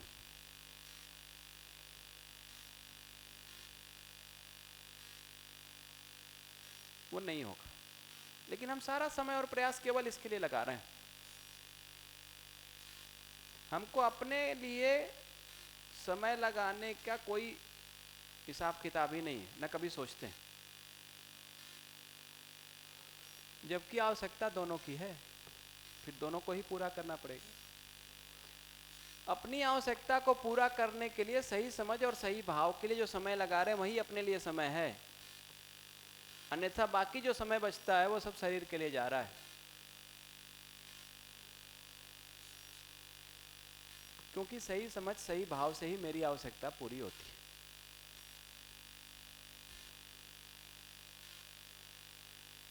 इसको थोड़ा अपने में देखें, और ये बहुत महत्वपूर्ण बात है सोचने के लिए कि कर क्या रहे हैं। कोई कार्यक्रम है क्या?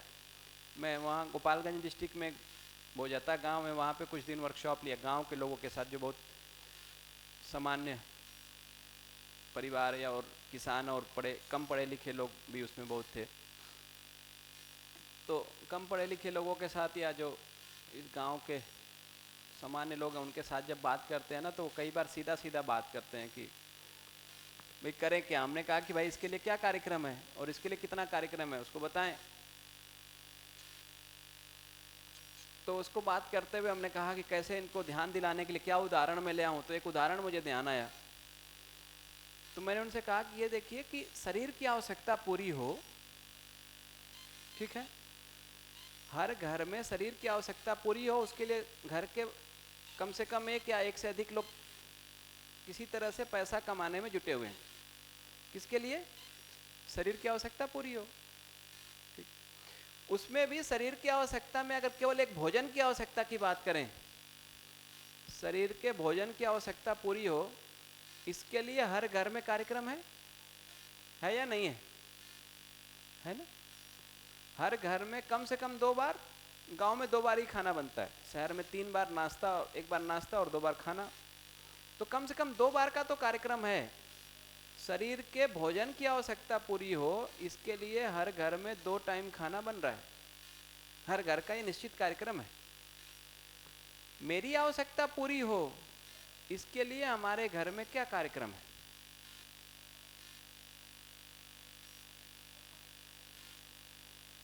आप लोग बताएं, कार्यक्रम है या नहीं है? जबकि शरीर की आवश्यकता के लिए रोज कार्यक्रम है, 2 टाइम का कार्यक्रम है।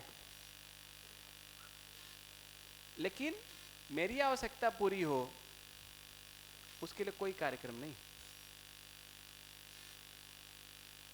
कोई कार्यक्रम नहीं। ये सोचना पड़ेगा हम सबको, क्योंकि अगर मेरी आवश्यकता नहीं पूरी हुई ना, तो शरीर की आवश्यकता पूरा नहीं पड़ेगा।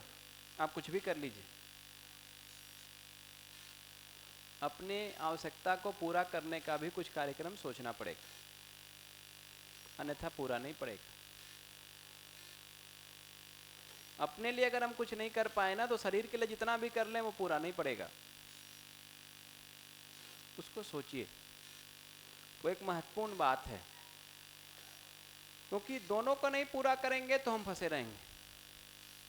एक जो फसावट एक और है, उस पर भी मैं ध्यान दिला देता हूं, लौट के और उस पर बात करेंगे।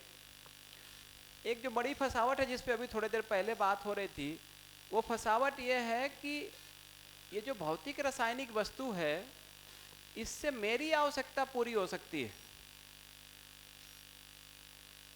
ये जो क्रॉस कनेक्शन लगा रखा है ना, यहां से यहां का, ये बहुत परेशान करता है कि भौतिक रासायनिक वस्तु से या सुविधा से मेरी आवश्यकता जो सुख के रूप में है वो पूरी हो सकती है, सम्मान मुझे मिल सकता है। इस कारण से हम बहुत कुछ गड़बड़ करते रहते हैं। और तमाम उदाहरण सुनील भैया ने भी इसका दिया। 300 किलोमीटर, उन्होंने तो 50-60 ही कहा, फिर किसी ने बताया कि 300 किलोमीटर खाना खाने चले जा रहे हैं। बड़ी गाड़ी, बड़ा घर, बड़ा बंगला, ये क्या है? ये भौतिक रासायनिक वस्तु से मेरी आवश्यकता नहीं पूरी होगी, किसकी पूरी होगी? शरीर की। इतनी बात भी समझ में नहीं आई है, इतनी बेसिक बात। वो कानपुर में एक भैया है, उन्होंने एक वर्कशॉप किया, तो अपने फीडबैक में वो कह रहे थे, उन्होंने कहा कि बाकी सबका तो मुझे नहीं पता, लेकिन इस वर्कशॉप को करने से मेरा 8 लाख का फायदा हुआ है। तो किसी ने उनसे पूछा कि भाई कैसे 8 लाख का फायदा हो गया? तो उन्होंने बताया कि भाई वर्कशॉप करने से पहले मैं दिल्ली गया हुआ था अपने एक मित्र के पास, तो उसने कहा कि क्या ये तुम ट्रक जैसी गाड़ी लेके घूम रहे हो, और बहुत सारे नए मॉडल आ गए हैं, बहुत अच्छी गाड़ियाँ आ गई हैं, चलो तुमको मैं दिखाता हूँ। चले गए उनके साथ शोरूम में, देख हो के सब कुछ पसंद करके तय करके सब ले आ गए, और ये तय हुआ कि अगली बार आएंगे तो इसको लेंगे गाड़ी को। उन्होंने बताया किसी बीच में कोई एक दूसरे मित्र थे, उन्होंने कहा कि एक वर्कशॉप कर लीजिए, तो वो लेके आ गए मुझे वर्कशॉप में। यहाँ आया तो मुझे ये पता चला कि ये जो गाड़ी खरीदने का मेरा प्लान था, ये क्यों था? क्योंकि मेरी गाड़ी बहुत पुरानी भी नहीं है, अभी 2-3 साल ही हुए हैं, कंफर्ट के मामले में भी बहुत ठीक है, कोई दिक्कत नहीं है। और चलने में भी कानपुर में मैक्सिमम स्पीड 22 किलोमीटर की है और वो 220 तक चल सकती है, कम से कम मीटर तो 220 तक का है, तो चलने में भी कोई दिक्कत नहीं है। तो मैं गाड़ी क्यों खरीद रहा हूँ, तो ध्यान गया कि वो गाड़ी तो सम्मान से जुड़ा हुआ था, तो मैंने वो आइडिया ड्रॉप कर दिया। तो इस गाड़ी को देख के वो गाड़ी लेने में 8 लाख और खर्च होते तो वो मेरे 8 लाख बच गए। तो सर ने उनसे कहा कि देखिए जो 8 लाख बच गए ना, ये बड़ी उपलब्धि, ये कोई बड़ी उपलब्धि नहीं है। बड़ी उपलब्धि तो ये है कि ये बात अगर समझ में आ गई ना कि सुविधा से सम्मान नहीं मिलता है, सुविधा से मेरी आवश्यकता पूरी नहीं हो सकती, ये बड़ी उपलब्धि है। ये अगर मिल गया, ये समझ में आ गया, अब ये बड़ा काम हो गया। वो 8 लाख तो आता जाता रहेगा, लेकिन ये अगर समझ बन गई कि सुविधा से मेरी आवश्यकता पूरी नहीं हो सकती, ये उपलब्धि बड़ी है। तो ऐसे तमाम उदाहरण आपको मिलेंगे। लोग जो है इससे इसको पाने का प्रयास कर रहे हैं और इसी कारण से समृद्धि नहीं आती है, क्योंकि आवश्यकता की पहचान नहीं हो पाती। जब आवश्यकता को आप पहचानने जाते हैं ना, तो ज़्यादातर आवश्यकता जो अभी आपको लगती है वो इस कनेक्शन के कारण लगती है। अगर ये कनेक्शन आपको दिख रहा है ना कि शरीर के लिए सुविधा कितनी चाहिए, फिर बहुत ज़्यादा नहीं, फिर तो बहुत ज़्यादा नहीं। फंसावट यही है कि इससे हमको सम्मान मिलेगा, ऐसी अपेक्षा में हम बहुत सारा सुविधा जुटाने में लगे हुए और वो पूरा नहीं पड़ रहा। तो ये अगर दिख जाए कि मेरी आवश्यकता जो है सही समझ सही भाव से पूरी होगी, और ये कब दिखेगा कि यहाँ से ये सम्मान नहीं मिलेगा, जब ये सही समझ और सही भाव वाला काम होगा। ये सही समझ सही भाव वाला काम जब अपने में होगा, उससे जब मेरी आवश्यकता सुख के रूप में मिल जाएगा मुझे, तो फिर मैं बाहर सुख खोजना बंद कर दूँ। वो अंदर मिल नहीं रहा है इसलिए हम बाहर खोज रहे हैं, इसलिए अपने पे काम करना पड़ेगा। सही समझ और सही भाव से सुखी होने के लिए प्रयास करना पड़ेगा, इसी से हमें सुख मिल सकता है। उसी बात को यहाँ पे भी कहा कि सुख का स्रोत ही यही है, सही समझ और सही भाव, इसी से हम सुखी होंगे, दूसरा कोई उपाय नहीं।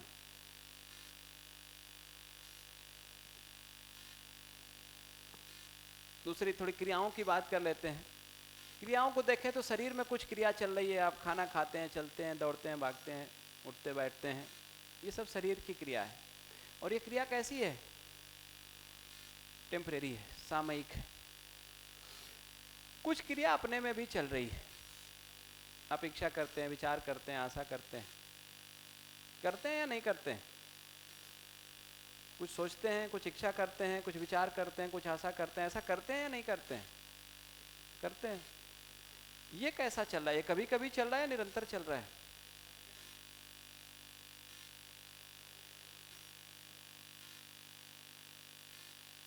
इसको थोड़ा अपने में देखने का प्रयास शुरू करें कि ये कभी कभी चल रहा है या निरंतर चल रहा है। ये निष्कर्ष अभी न बनाएं कि निरंतर चल रहा है।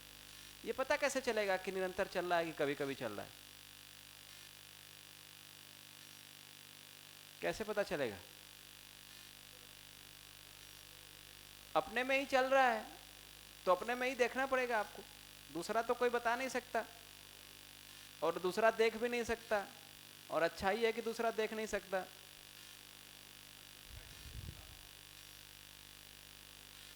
तो आप ही में चल रहा है, आप ही उसको देख सकते हैं, तो उसको देखने का प्रयास करें। आज के लिए होमवर्क यही है आपका कि अपने में इसको देखना शुरू करें कि आप में इच्छा विचार आशा निरंतर चल रही है कि नहीं चल रही। और अगर वो निरंतर चल रही है तो हम देख के उसको पता तो चल पाए मुझे कि निरंतर चल रही है, या देख के हमको ये पता चल जाए कि निरंतर नहीं चल रही है। उस निष्कर्ष पे तो पहुंचे तब तो उस पर बात होगी।